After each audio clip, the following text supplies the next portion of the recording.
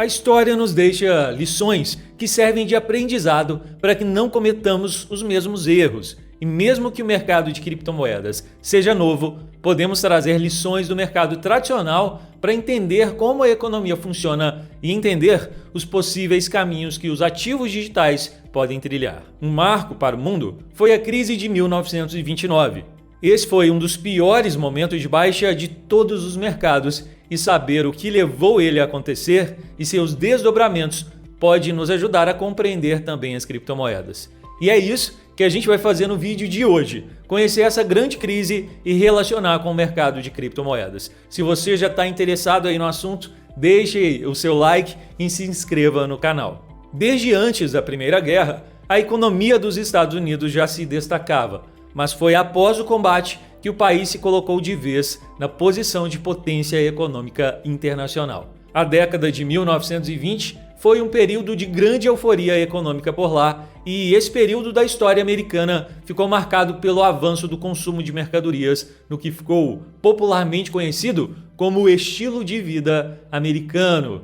O avanço da economia americana tornou o país responsável pela produção de 42% de todas as mercadorias feitas no mundo, e os Estados Unidos eram responsáveis por comprar 40% das matérias-primas vendidas pelas 15 maiores nações comerciais do mundo. As pessoas compravam carrões, eletrodomésticos, coisas que não eram baratas como hoje, e isso passou a ser uma forma de exibir status e luxo. Era muito fácil obter crédito, não havia nenhum tipo de regulação sobre o assunto, e era assim que muitas pessoas bancavam suas mordomias. Entre 1923 e 1929, os Estados Unidos possuíam uma taxa média de desemprego de 4%. A produção de automóveis no país aumentou 33%. O número de indústrias instaladas no país aumentou por volta de 10% e o faturamento do comércio quintuplicou.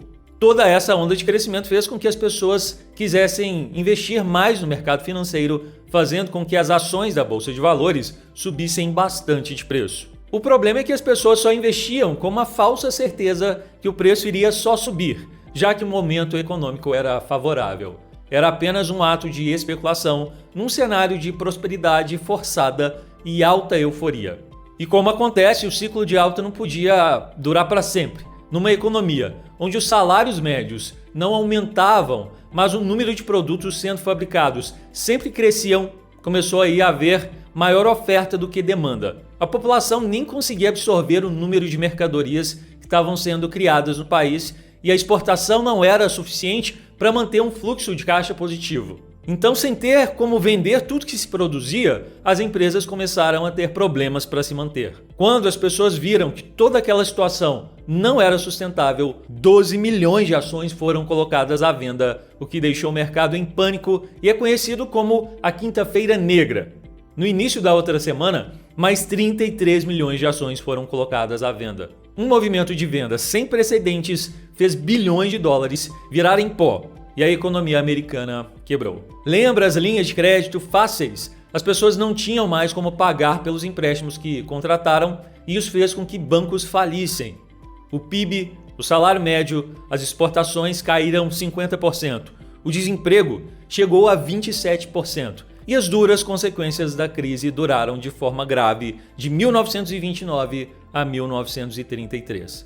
Os efeitos da crise espalharam-se pelo mundo, por isso, a economia de diversos países entrou em recessão e o desemprego disparou mundo afora.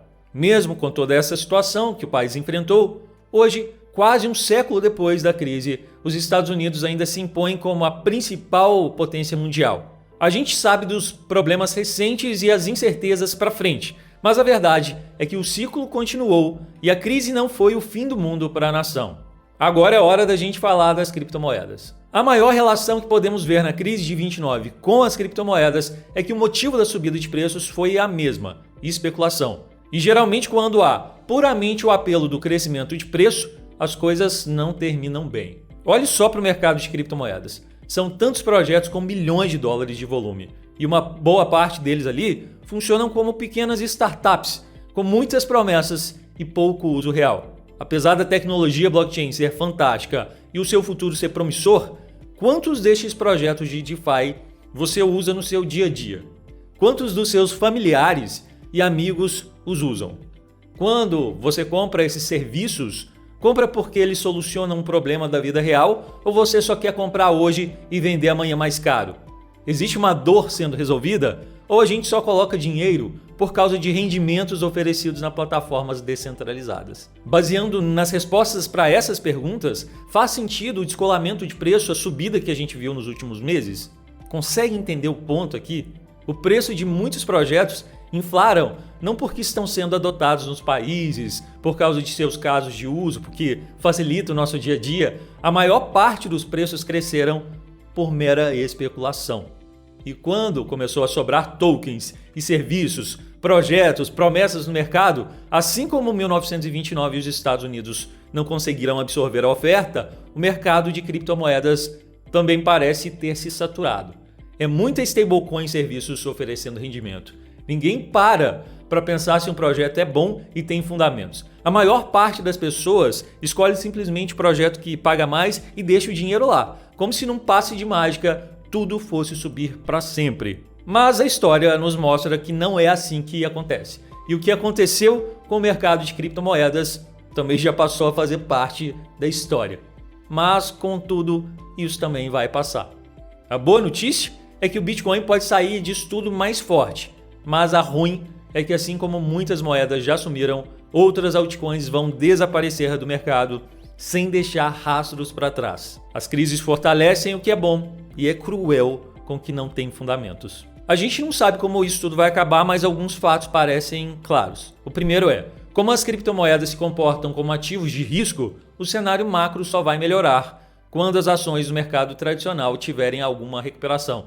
E como isso não parece perto de acontecer, resta ter paciência. O mundo entrando em recessão agora afeta diretamente o mercado cripto. A segunda conclusão que a gente pode tirar disso tudo é que os investidores institucionais só devem voltar para o mercado após esse cenário todo melhorar, talvez até mesmo pedindo regulamentação de ativos como stablecoins. O que eu sei com certeza é que o mercado de criptografia não é apenas uma fase.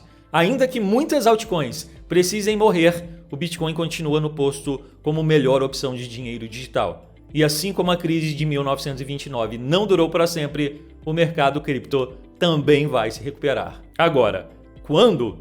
Essa é uma pergunta que ninguém tem uma resposta infalível.